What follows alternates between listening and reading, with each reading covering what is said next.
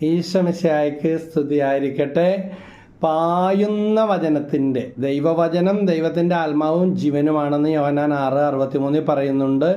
അതുപോലെ അപ്പോസ്തല പ്രവർത്തനം 10:44 പറയുന്നുണ്ട്. പത്രോസ് ഇത് പറഞ്ഞുകൊണ്ടിരുന്നപ്പോൾ കേട്ടുകൊണ്ടിരുന്നവരുടെ മേൽ പരിശുദ്ധാത്മാവ് വന്നു. ഇന്നിപ്പോൾ അതേ ദൈവത്തിൻ്റെ വചനം തന്നെ, മാറ്റമില്ലാത്ത, സുഖപ്പെടുന്ന, അത്ഭുതം പ്രവർത്തിക്കുന്ന, ബന്ധനങ്ങൾ അഴിക്കുന്ന ആ വചനത്തിൻ്റെ ശക്തിയെക്കുറിച്ചാണ് പരിശുദ്ധാത്മാവ് പ്രേരണ തരുന്ന ഇവിടെ പങ്കുവയ്ക്കുന്നത്. തീർച്ചയായിട്ടും അത്ഭുതം നടക്കും. നിങ്ങളുടെ നിയോഗങ്ങൾ സമർപ്പിച്ച് പ്രാർത്ഥിക്കുക.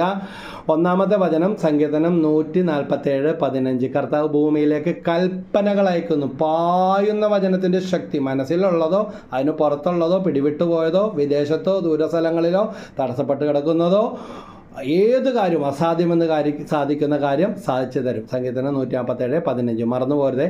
പിന്നെ അടുത്ത വചനം യോഹന്നാൻ 15:3. ഞാൻ നിങ്ങളോട് പറഞ്ഞ വചനം നിങ്ങൾ കേട്ടുകൊണ്ടിരിക്കുന്ന വചന നിമിത്തം നിങ്ങൾ ശുദ്ധി